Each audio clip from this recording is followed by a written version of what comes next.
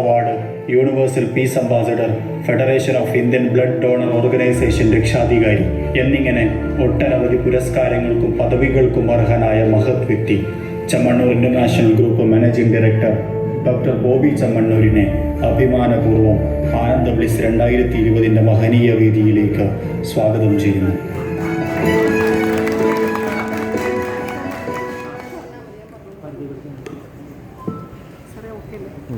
How I can address you?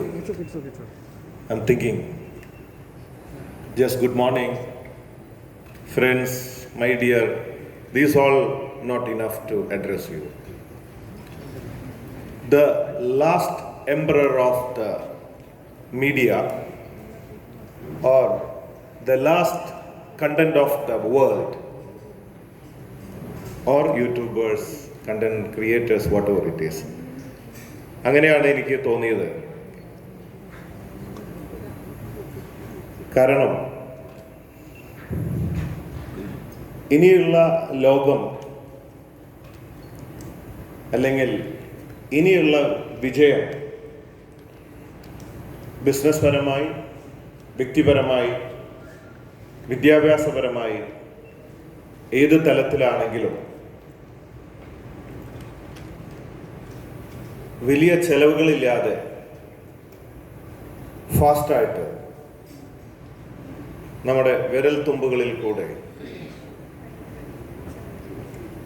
നമ്മുടെ ഭാവനകളിൽ കൂടെ, നമ്മുടെ സ്വാതന്ത്ര്യത്തിൽ കൂടെ ഒക്കെ വിജയത്തിൽ എത്തിച്ചേരാൻ ഇതിൽ കൂടുതൽ ഉള്ള ഒരു അവസരം ഇല്ല. So this is the last and ultimate solution for the success. This is the backbone of the success. ഞാൻ എല്ലാവർക്കും നമസ്തേ ഇങ്ങനെ പറയുന്നില്ല. ഇപ്പോഴത്തെ ലേറ്റസ്റ്റ് നിങ്ങൾക്ക് അറിയുന്നുണ്ടാവും സോഷ്യൽ മീഡിയയിൽ കൂടെ. ഇതാണ് ഇപ്പോൾ നമ്മുടെ മർഡോണയുടെ സൈൻ കടമെടുത്തു, പുള്ളി പഠിപ്പിച്ചാണ് ഫോട്ടോ ഒക്കെ എടുക്കാൻ നിൽക്കുമ്പോൾ വടി പോലെ നിൽക്കാതെ wish you good luck everybody എന്നും എൻ്റെ വക from my heart. So wish you good luck everybody from my heart എന്നുള്ള ലോഗോ ആയിട്ട് മാറ്റാനായിട്ട് അടുത്ത ആഴ്ച പ്രസ് കോൺഫറൻസ് വിളിക്കാനിരിക്കുക. പക്ഷെ ഇവിടെയാണ് ആദ്യത്തെ ഒഫീഷ്യലായിട്ട് അവതരിപ്പിക്കുന്നത്. ഒരു കാര്യം കൂടെ, രണ്ട് കാര്യങ്ങളാണ് പുതിയതായിട്ട് ഇറക്കുന്നത്. ഇപ്പോഴും ഞാൻ ഡെയിലി പല റിലീസുകളുണ്ട്, നിങ്ങൾക്കറിയാമല്ലോ സോഷ്യൽ മീഡിയയിൽ. പിന്നെ സാറേ സാറേ സാമ്പാറേ, പലരും എന്നെ sir, Bobby sir, Bobby Chemmanur sir, ഇങ്ങനെ നീണ്ട് ഉള്ള വിളിയാണ്. അപ്പോൾ ഞാൻ പറഞ്ഞു, ഇപ്പോൾ സോഷ്യൽ മീഡിയയിൽ ജസ്റ്റ് ചെയ്തിട്ടുണ്ട്, ബോബി എന്ന് വിളിച്ചാൽ മതി. സാറേ സാറേ സാമ്പാറേ പഴയ ഫാഷനാണ്. ഫോറിനിലൊക്കെ മിസ്റ്റർ ബോബി അല്ലെങ്കിൽ മിസ്റ്റർ തോമസ്, മിസ്റ്റർ സോൻസോ സോൻസോ എന്ന് വിളിക്കും. ഞാൻ പറഞ്ഞു എന്നെ വെറുതെ ജസ്റ്റ് ബോബി എന്ന് വിളിച്ചാൽ മതി. കാരണം ഈ സാറേ എന്ന് വിളിക്കുന്നത് ഒരു അകലം കൂട്ടുന്ന പരിപാടിയാണ്, ഭയങ്കര ഡിസ്റ്റൻസ്, ഒരു ഫ്രണ്ട്ലി ആവാൻ പറ്റുന്ന ഒരു കാര്യമല്ല.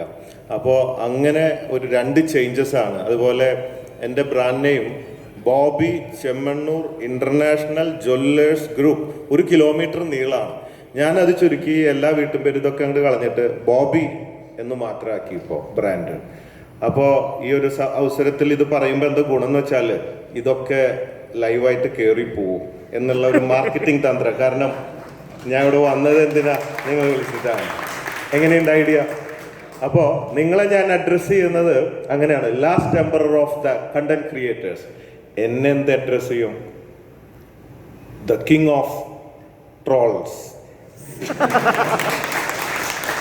ഇപ്പോൾ സോഷ്യൽ മീഡിയയിൽ ഏറ്റവും അധികം ട്രോൾ ചെയ്യപ്പെട്ട വ്യക്തിയാണെന്നാണ് എല്ലാവരും പറയുന്നത്.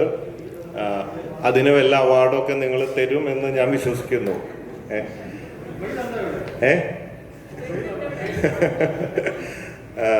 ഈ അടുത്തിടെ ഈ 2 ദിവസം മുമ്പേ ഒരു ഡോക്ടർ എൻ്റെ അടുത്ത് വന്ന് സംസാരിച്ച് പരിചയപ്പെട്ടിട്ട് എന്നെ അപ്രിഷ്യേറ്റ് ചെയ്തു.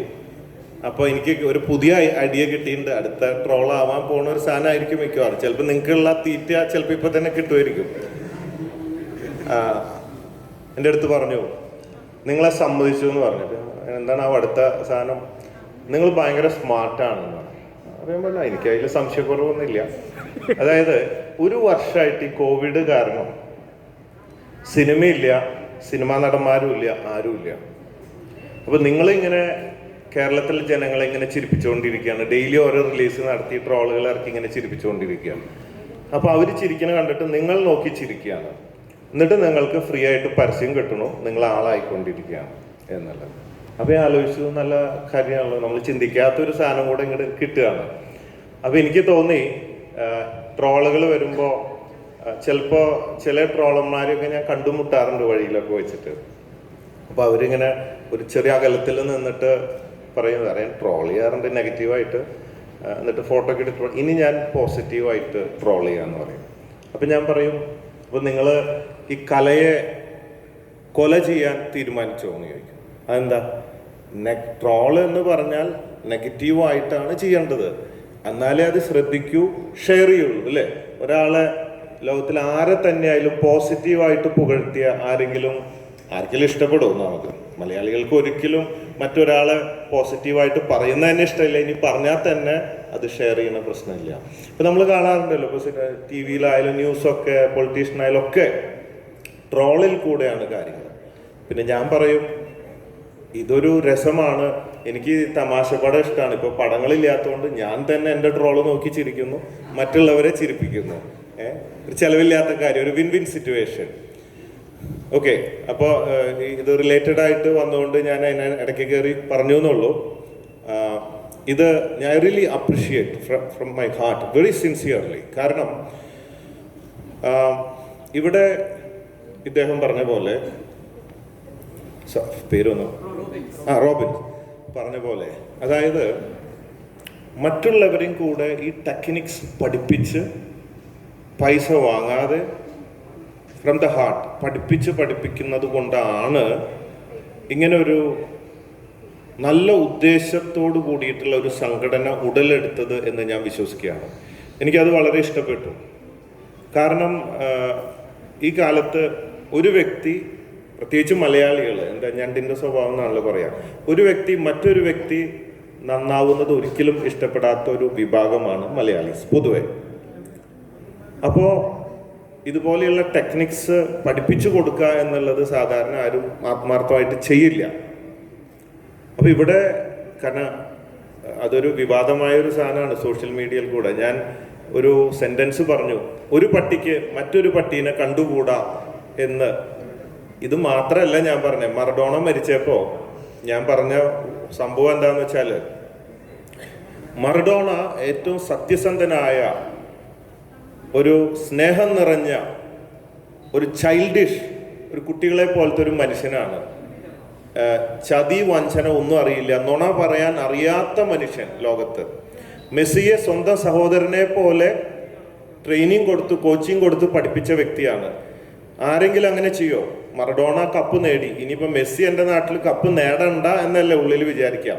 അപ്പോൾ ഒരു പട്ടിയെ മറ്റൊരു പട്ടിയെ ഇഷ്ടപ്പെടില്ല എന്നൊരു ഉപമ പറഞ്ഞതാ. ട്രോൾ ചെയ്ത് വന്നപ്പോൾ ഒരു പട്ടിയെ മറ്റു പട്ടിയെ കണ്ടുകൂടാ, ബെസ്റ്റ് കണ്ടോളൻസ് ടു മറഡോണ എന്ന് പറഞ്ഞിട്ടാണ് കൊടുത്തത്. It's A negative. പക്ഷെ ഐ അപ്രിഷിയേറ്റ്, അത് വന്നതുകൊണ്ട് ലക്ഷക്കണക്കിന് പേര് അത് കണ്ടു. അതിങ്ങനെ കണ്ടു കഴിഞ്ഞപ്പോൾ ഞാൻ ശരിക്കുള്ളത് എടുത്തിട്ടു, ഇതാണ് സംഭവമല്ലേ എന്നുള്ളത്. അതാണ് ഈ നെഗറ്റീവ് പോസിറ്റീവ് ആക്കി മാറ്റുക എന്നുള്ളത്. ഓക്കെ, സോ ഈ ഒരു സംഘടന ഈ തുടങ്ങി വെച്ചത്, ഇതിൻ്റെ സംഘാടകരെ ഞാൻ റിയലി അപ്രിഷിയേറ്റ്.